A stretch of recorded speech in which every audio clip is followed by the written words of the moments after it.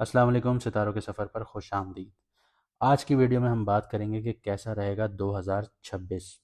किन राशियों, किन बुर्जों के लिए, किन ज़ोडिएक के लिए ये बहुत अच्छा साल होगा और किन को थोड़ी सी एहतियात करनी पड़ेगी। किन की शादियां होंगी, किन के प्यार टूटेंगे, किन की सेहत अच्छी होगी, कौन अपनी सेहत दोबारा हासिल कर पाएंगे और किन लोगों को थोड़ी सी एहतियात करनी होगी। हम सारी चीज़ें डिस्कस करेंगे। लेकिन उससे पहले मैं आपको ये बताता चलूँ कि 2025 जो है वो मार्स का साल है। तो मार्स के साल में आपने क्या देखा, ये मैडम एस्ट्रोलॉजर अनबक्श ने पहले भी बताया था कि इस साल आप लोग लड़ाई झगड़े, जंगें, आप लोग सैलाब, तूफान, ये सारी चीज़ें देखेंगे। और वही हुआ, क्योंकि मार्स जो है वो आर्मी चीफ का स्टेटस रखता है किसी भी कुंडली में। मतलब एग्रेसिव होता है, लड़ने के लिए तैयार होता है। तो आप लोगों ने जंगी माहौल देखा, हर चीज़ देखी, हर कंट्री लड़ने के लिए तैयार है। लेकिन 2026 क्या है? 2026 जो है वो सन का साल है। यानी सन जो है वो बादशाह है। वो अपनी अथॉरिटी क्लेम करता है।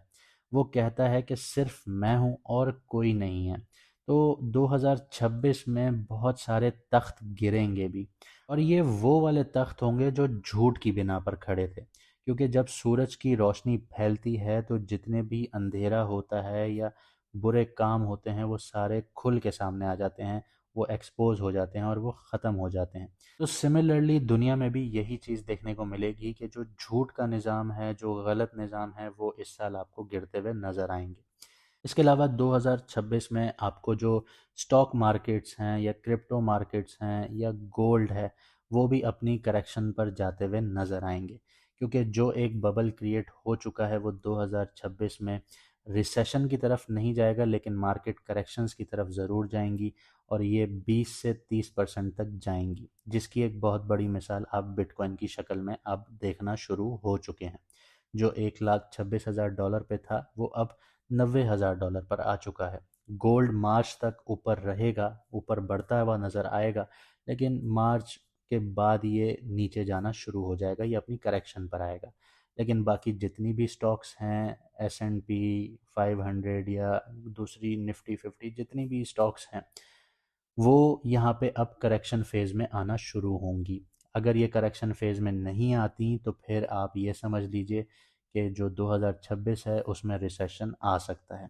इसके अलावा हम कुंडलियों पर बात करेंगे, यानी जायचों पर बात करेंगे कि आपके ज़ोडिएक के लिए ये साल कैसा रहेगा।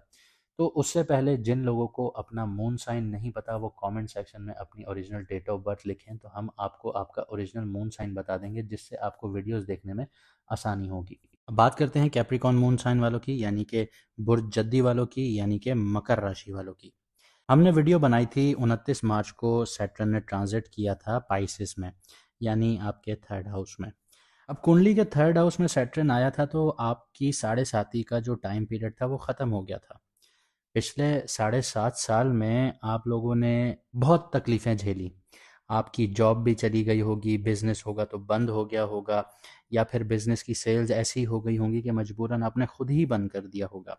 सेहत पर भी इम्पैक्ट आया होगा। जो जिस काम में हाथ डाल रहे होंगे वो काम कंप्लीट ही नहीं हो रहा होगा। 90%, 80% कंप्लीशन के बाद, 99% कंप्लीशन के बाद आपको जवाब आता होगा कि ये काम नहीं हो सकता। सारी मेहनत ज़ाया हो रही होगी। आपकी सेहत अलग ख़राब हो रही होगी, टेंशन, डिप्रेशन, नींद ना आना, इंसोम्निया, आप एक ऐसी पर्सनालिटी में कन्वर्ट हो गए कि आप ये समझिए कि लोगों ने आपको यहाँ तक ताने मारे होंगे कि तुम 2 बच्चों के बाप लग रहे हो या आप अपनी एज से बड़े लग रहे हो, चाहे आप मर्द हैं या औरत हैं। तो आपने ये सारी चीज़ें सही। इसी के अलावा आप लोगों का अगर रिलेशनशिप चल रहा था वो भी टूटा होगा, बिजनेस पार्टनरशिप्स चल रही थी वो भी टूटी होंगी। आप लोगों की ज़िंदगी में सडन ट्रांसफॉर्मेशन आया होगा। तो यहाँ पे सैटर्न जब 29 मार्च को आपके थर्ड हाउस में आया तो आपकी साढ़े साती ख़त्म हुई। लेकिन साढ़े साती के इम्पैक्ट्स अभी तक चल रहे थे। उसकी वजह क्या थी कि 14 जुलाई को जो सैटर्न था वो रेट्रोग्रेड हो गया था। 60 डिग्री आपके थर्ड हाउस में चल के वापस 0 डिग्री पर आ रहा था।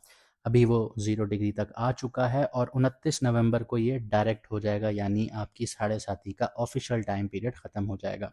जो 14 जुलाई से 29 नवंबर का जो विंडो थी उसमें भी आपने पिछले 7.5 साल वाले इम्पैक्ट देखे, ना बैंक बैलेंस बना, ना घर वालों से बनी, ना आपकी जो वर्ड्स थे वो भी लोगों ने मिसअंडरस्टैंडिंग्स में लेना शुरू की, मिसअंडरस्टैंड की आपसे, रिश्ते, आपके दोस्त, आपके नेटवर्क सब छूटता चला गया।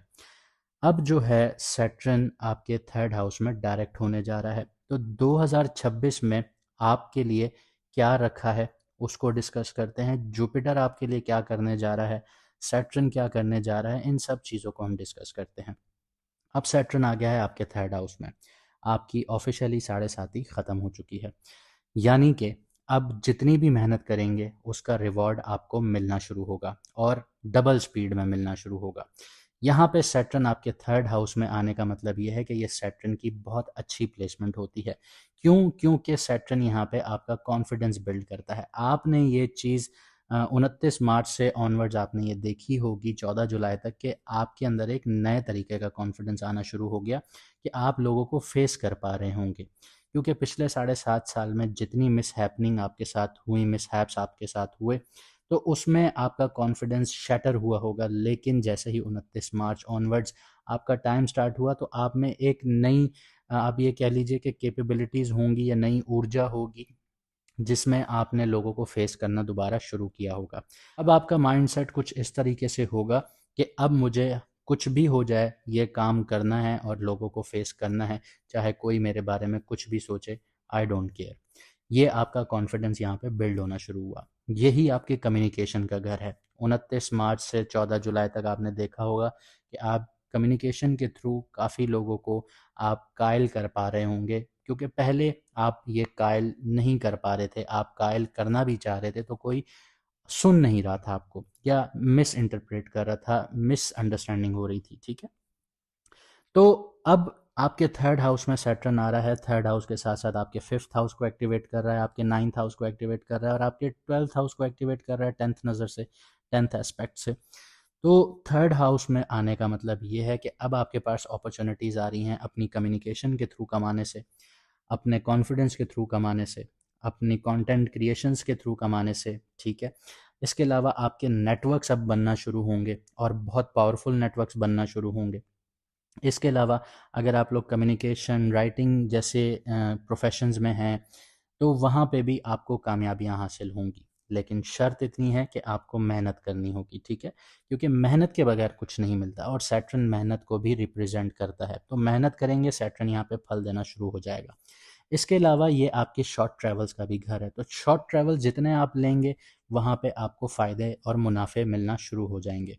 इसके अलावा छोटे बहन भाइयों से थोड़ा सा आपको डिस्टेंस फील होगा, लेकिन अगर आप सही से चलेंगे, अपनी कम्युनिकेशन पैटर्न अच्छा रखेंगे, तो छोटे बहन भाई भी यहाँ पे आपको सपोर्ट करते हुए नज़र आएंगे। इसके अलावा सैटर्न की तीसरी नज़र जो है वो आपके फिफ्थ हाउस पर पड़ती है, तो रोमांस के लिए थोड़ी सी मिसअंडरस्टैंडिंग्स देखने को मिलेंगी। अगर आपका कोई रोमांटिक चैप्टर चल रहा है ज़िंदगी में तो उसमें थोड़ा सा आपको स्ट्रगल फेस करना पड़ सकता है, तो थोड़ा सा आपको अपने कम्युनिकेशन स्टाइल को सुधारना होगा। अपनी जो ब्लंट स्पीच है उस ब्लंट स्पीच को छोड़ के आपको समझना होगा कि डिप्लोमेटिक एक कन्वर्सेशन स्टाइल क्या होता है। जब आप डिप्लोमेटिक कन्वर्सेशन स्टाइल में आएंगे, क्योंकि कम्युनिकेशन जो है वो आपको डिप्लोमेटिक करनी पड़ेगी, जब आप ये डिप्लोमेटिक करेंगे तो आपका जो लव अफेयर है या आपका कोई पार्टनर है उसके साथ भी आपके जो ताल्लुकात हैं वो ठीक होना शुरू हो जाएंगे। सिमिलरली आपके बच्चों के साथ थोड़ी सी टेंशन्स देखने को पड़ेंगी, तो आपको यहाँ पे प्यार से टैकल करना पड़ेगा, क्योंकि सैटर्न बहुत ज़्यादा ड्राई प्लैनेट है, बहुत ज़्यादा हार्श प्लैनेट है। तो यहाँ पे आपको हार्शनेस नहीं दिखानी, आपको यहाँ पे प्यार और अफेक्शन दिखाना है, जिस तरह वीनस की एक नेचर है। तो आपने वीनस की नेचर को अडॉप्ट करना है। ये ऊपर वाले ने, अल्लाह ताला ने हमारे अंदर एक बहुत खूबसूरत चीज़ रखी है कि हम लोग अडॉप्ट कर सकते हैं, ठीक है। तो यहाँ पे आपको अडॉप्टेबिलिटी मिलती है, आपको खुद एक रास्ता मिलता है कि आप क्या चुनना चाहते हैं। अपने बच्चों को अपना दोस्त बनाइए, तो आपको यहाँ पे उनका भी सपोर्ट मिलेगा और आप भी उनको सपोर्ट करते हुए नज़र आएंगे और ज़िंदगी में आप भी खुश होंगे, वो भी खुश होंगे। इसके अलावा ये आपकी क्रिएटिविटी का घर है। क्रिएटिविटी का जो चैप्टर है वो इस तरह से आपको चलाना पड़ेगा कि आपके दिमाग में 10 आइडियाज़ आएंगे, ठीक है। लेकिन उनमें से आपको 10 के ऊपर ही रिसर्च करनी है। ऐसा नहीं है कि आपने 2 पे रिसर्च की और आप तीसरे के ऊपर चले गए, नहीं।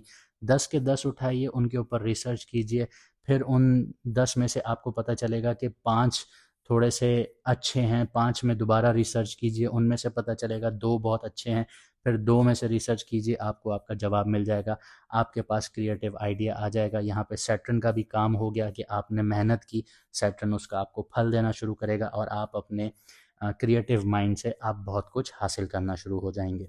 ये आपका थर्ड हाउस है, ठीक है। इसके बाद सैटर्न आपके नाइन्थ हाउस को देखता है। नाइन्थ हाउस वक्त के साथ ग्रो करता है, लेकिन इस वो मैं बताता हूँ किस तरह ग्रो करता है, लेकिन इसके साथ साथ नाइन्थ हाउस आपके फादर का घर है, नाइन्थ हाउस आपके मेंटोर्स का घर है, आपके गुरु का घर है, नाइन्थ हाउस आपके फॉरेन ट्रैवलिंग का घर है, नाइन्थ हाउस आपकी हायर एजुकेशन का घर है, और नाइन्थ हाउस जो होता है वो आपके रिलीजियस एक्टिविटीज़ का घर होता है। यहाँ पे जो जिस घर में सैटर्न बैठा हुआ है वो स्किल्स का घर भी होता है, थर्ड हाउस। थर्ड हाउस से सेवन्थ हाउस को वो देख रहा है। तो यहाँ पे अब आप अपने स्किल सेट अपग्रेड कीजिए। स्किल्स वो चीज़ होती है जो ज़िंदगी में आपको कभी भी भूखा मरने नहीं देंगे। यहाँ पे आपकी जो लक है वो आपके नाइन्थ हाउस में पड़ी है, सैटर्न उसको देख रहा है। जितनी मेहनत करेंगे उतना लक आपके साथ काम करेगा, मेहनत नहीं करेंगे लक आपके साथ काम नहीं करेगा, ठीक है, क्योंकि सैटर्न सातवीं नज़र से देख रहा है।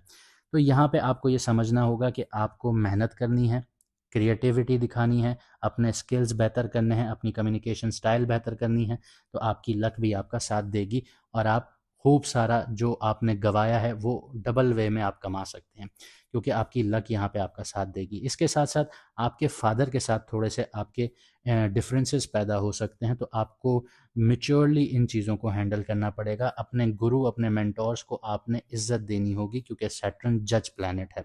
वो जज करता है कि एक इंसान ने अगर आपके साथ अच्छा किया, अगर आप उसको भी उसमें नहीं लेके आते कि कंसिडर नहीं करते कि आप उसके साथ अच्छा करें, तो सैटर्न यहाँ पे आपको बैड कारमा देगा। लेकिन अगर एक इंसान आपको सिखा रहा है, आपका गुरु है, आपको चलना सिखा रहा है, आपको आगे बढ़ा रहा है, आपको पुश कर रहा है, तो उसके लिए भी आपको यहाँ पे सही से आपने उसको कंसिडर करना होगा, उसको उसकी ड्यू रिस्पेक्ट देनी होगी। तो सैटर्न आपको उसकी ड्यू रिस्पेक्ट देगा, गुड कार्मा में इसको कन्वर्ट करेगा, तो आपके लिए यहाँ पे रास्ते जो हैं वो आसान होना शुरू हो जाएंगे। इसके अलावा अगर आप फ़ॉरेन में जाना चाहते हैं, फ़ॉरेन से बिज़नेस करना चाहते हैं, डीलिंग्स करना चाहते हैं, तो ई कॉमर्स से जुड़ जाइए। थर्ड हाउस की भी सपोर्ट मिलेगी, नाइन्थ हाउस की भी सपोर्ट मिलेगी। तो यहाँ पे आपका जो बिज़नेस करना है या बाहर जाना है आपने, तो यहाँ पे आपको प्रॉफिट्स होना शुरू हो जाएंगे। अगर आप हायर स्टडीज़ करना चाहते हैं, थोड़ी मेहनत ज़्यादा लगेगी, लेकिन आप अपनी हायर स्टडीज़ को अचीव कर लेंगे। इसके अलावा सैटर्न जो है वो 10वीं नज़र से आपके 12th हाउस को देखता है। 12th हाउस किस चीज़ का है? 12th हाउस आपके बेडरूम का है, 12th हाउस आपके एक्सपेंसेस का है, 12th हाउस आपके सबकॉन्शियस माइंड का है, 12th हाउस आपके एक्सपेंसेस का है, 12th हाउस आपके फॉरेन लैंड्स का है। इस टाइम पीरियड में आप फॉरेन में सेटल भी हो सकते हैं। इस टाइम पीरियड में आपके एक्सपेंसेस भी बढ़ सकते हैं। एक्सपेंसेस के ऊपर मैं आपको एक और चीज़ समझाता हूँ, लेकिन उससे पहले दूसरी चीज़ें बता दूँ। इस टाइम पीरियड में लेट गो करना सीखना होगा, क्योंकि ये लेट गो का भी घर है। अगर कोई चीज़ आपसे दूर जा रही है तो उसको जाने दीजिए, उसके पीछे नहीं भागना। आपने अपने अपनी ज़िंदगी सुधारनी है, खुद ने आगे बढ़ना है। अब जो आपका 12th हाउस है उस पर 10वीं नज़र पड़ रही है, और 10वीं नज़र होती है कार्मिक। और एक्सपेंसेस क्या हैं? एक्सपेंसेस वो हैं कि आप एक तो लग्जरी प्रोडक्ट्स पे पैसा खर्च करते जाएं, पैसा उड़ाते जाएं, पैसा रुकेगा नहीं, ठीक है। पैसा आएगा आपके पास और अच्छे खासा पैसा आना शुरू होगा, लेकिन पैसा यहाँ पे रुकेगा नहीं, एक्सपेंस की फॉर्म में निकलता जाएगा। अब यहाँ पे बहुत बड़ी एक चीज़ आती है जिसको मैं डिस्टिंग्विश करने जा रहा हूँ, वो ये है कि एक्सपेंसिव और इन्वेस्टमेंट्स। एक्सपेंसेस क्या हैं? आपने लग्जरी प्रोडक्ट्स पे उड़ा दिया। एक्सपेंसेस क्या हैं कि आपने कहीं पे भी बिना सोचे समझे पैसा लगा दिया कि यहाँ पे अब मुझे कल कल से यहाँ पे मुझे मेरी जो है प्रॉफिट है वो मिलना शुरू हो जाएगा। वो आपका एक्सपेंस कंसिडर होगा अनटिल और अनलेस आप उसके ऊपर प्रॉपर रिसर्च करके अगर पैसा इन्वेस्ट करेंगे तो वो आपकी इन्वेस्टमेंट कंसिडर होगी, वरना वो आपके लिए एक्सपेंस कंसिडर होगा। तो इस चीज़ को अपने दिमाग में बिठा लीजिएगा। ये तो हुई सैटर्न की कहानी, क्योंकि 2026 में सैटर्न यहीं रहेगा। लेकिन यहाँ पे जुपिटर आपके लिए क्या करने जा रहा है? जुपिटर 2 जून को घर बदलेगा, वापस कैंसर में आएगा, क्योंकि कैंसर में आया, स्टैंड स्टिल पोजीशन पर आ गया, 0 डिग्री पर आ गया, उसके बाद रेट्रोग्रेड हुआ, जेमिनी में चला गया। 2026 में 2 जून तक जुपिटर जो है वो जेमिनी में रहेगा। उसके बाद ये यहाँ से ट्रांजिट करेगा, कैंसर में जाएगा, यानी आपके 7th हाउस में जाएगा। तो यहाँ पे जो विंडो आती है वो आपकी डेली रूटीन की आती है, आपके कर्ज़ों की आती है, आपकी हेल्थ की आती है, आपके दुश्मनों की आती है, आपके सर्विस सेक्टर की आती है, आपके हेल्थ सेक्टर की आती है, आपकी लिटिगेशंस की आती है, जो 6th हाउस है, ठीक है। जुपिटर यहाँ बैठा रहेगा मिड जून तक, अपना सॉरी मिड 2026 तक। तो यहाँ पे जुपिटर आपके कर्जे भी उतरवाएगा, आपकी हेल्थ अगर ख़राब थी उसमें भी आपको रिलीफ देगा, आपको रिकवर करवाने में मदद करेगा, क्योंकि ऊपर वाले का हुक्म है तो वो यहाँ बैठा है, तो आपके लिए अब ये चीज़ें होंगी। आपके दुश्मन भी यहाँ पे आपका कुछ नहीं बिगाड़ पाएंगे। तो यहाँ पे आपकी जो डेली रूटीन है उसमें भी आपको एक्सपेंशन देखने को मिलेगी, जॉब में आपको ग्रोथ देखने को मिलेगी, जॉब्स आपको मिलना शुरू हो जाएंगी। साथ ही साथ सर्विस सेक्टर में अगर आप लोग हैं तो वहाँ पे भी आप लोग एक्सपेंड होना शुरू होंगे, वहाँ पे आप लोग मोटा पैसा भी बनाना शुरू करेंगे, आपके ऊपर जो कर्ज था वो भी उतरना शुरू हो जाएगा। अगर आपके ऊपर लिटिगेशंस थे, कोर्ट केसेस थे, तो उनमें भी आपको रिलीफ मिलना शुरू हो जाएगा। जुपिटर यहाँ से 5वीं नज़र से आपके 10th हाउस को देख रहा है, तो जिन लोगों के पास नौकरियां नहीं थी उनको नौकरियां भी मिलेंगी, प्रमोशंस का जो इंतज़ार कर रहे थे प्रमोशंस भी मिलेंगे। कल तक जो बॉस आपको किसी खाते में नहीं लेके आ रहा था, आपको एक अच्छी नज़र से नहीं देखा जा रहा था ऑफिस में, ऑफिस पॉलिटिक्स का शिकार हो रहे थे, तो अब वो सारी चीज़ें ख़त्म होंगी, आपके लिए प्रमोशंस भी होंगे, आपके बॉस भी आपको अप्रिशिएट करेंगे, बिजनेस में भी ग्रोथ देखने को मिलेंगी, आप अपना नाम भी बना पाएंगे, क्योंकि जुपिटर जो है वो एक्सपेंड करता है और देता है। इसके अलावा जुपिटर की जो 7वीं नज़र है वो आपके 12th हाउस पर पड़ रही है, यानी उसी घर में जहाँ पे 10वीं नज़र सैटर्न की पड़ रही है। तो जुपिटर यहाँ पे आपके एक्सपेंसेस के साथ साथ आपको पैसा भी देगा। जैसे मैंने पहले कहा कि पैसा आएगा आप लोगों के पास, तो पैसा भी मिलेगा, एक्सपेंसेस भी होंगे। समझना आपको है कि आपने एक्सपेंसेस करने हैं या आप लोगों ने क्या नाम है इन्वेस्टमेंट्स करनी है।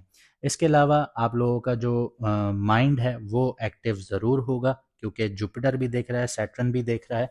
तो आपको जर्नलिंग करनी चाहिए, आपको ग्राउंडिंग प्रैक्टिसेस करनी चाहिए, ताकि आपका जो सबकॉन्शियस माइंड है वो ज़्यादा एक्टिव ना हो, तो आप अपना अच्छा टाइम भी बुरा समझ के गंवा ना दें। इसके अलावा जुपिटर जो है वो 2nd हाउस पे 9th नज़र डाल रहा है, यानी अब आपका 2nd हाउस ग्रो करेगा। 2nd हाउस में क्या है? 2nd हाउस में आपका बैंक बैलेंस है, तो बैंक बैलेंस ग्रो करेगा। 2nd हाउस में क्या है? फैमिली है, तो फैमिली भी ग्रो करेगी। 2nd हाउस में क्या है? आपका खान पान है, तो आपका जो खाने पीने का स्टाइल है वो भी ग्रो करेगा। आपको भी नई नई एक एक्सपोजर मिलेगा दुनिया का, आप देखेंगे कि दुनिया में क्या क्या खाने हैं, तो वो भी एक्सपोजर आपको मिलेगा। इसके अलावा 2nd हाउस जो है वो आपकी वाणी का है, यानी आपकी ज़बान का है, तो आपकी ज़बान में इतनी नॉलेज आना शुरू हो जाए कि लोग आपसे इम्प्रेस होना शुरू हो जाएंगे। जब लोग आपसे इम्प्रेस होना शुरू हो जाएंगे तो ऑब्वियसली सी बात है आपके लिए काफ़ी दरवाजे खुलना शुरू हो जाएंगे।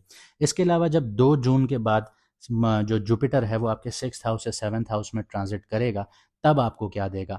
जो मिड 26 होगा उसमें आपको जो विंडो स्टार्ट होगी वो आपकी होगी कि आपकी शादी भी हो सकती है, आपके लव अफेयर भी कामयाब होना शुरू होंगे, आपको लाइफ पार्टनर भी मिलेगा।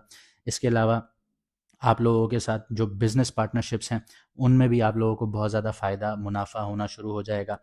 जुपिटर की 5वीं नज़र जो होगी वो आपके 11th हाउस पर पड़ेगी, जो आपकी ख्वाहिशात थीं वो पूरी होना शुरू हो जाएंगी, आपको नाम मिलेगा, आपकी पहचान मिलेगी, आपका सोशल सर्कल बहुत अच्छा होना शुरू हो जाएगा, जो नेटवर्किंग है आप लोगों की वो बहुत मजबूत होगी, और नेटवर्किंग से आप लोगों को फ़ायदे हासिल होंगे, आपको फ्रेंड सर्कल से फ़ायदे हासिल होंगे, आपको आपके बड़े भाइयों से फ़ायदे हासिल होना शुरू होंगे, और जो ख्वाहिशात होंगी उन पे अगर आप काम करेंगे तो वो ख्वाहिशात भी आपकी पूरी होना शुरू हो जाएंगी। जैसे बड़ा घर चाहिए, बड़ी गाड़ी चाहिए, लग्जरी गाड़ी चाहिए, ये सारे सपने जो आप एक आम आदमी देखता है वो आपके पूरे होना शुरू हो जाएंगे।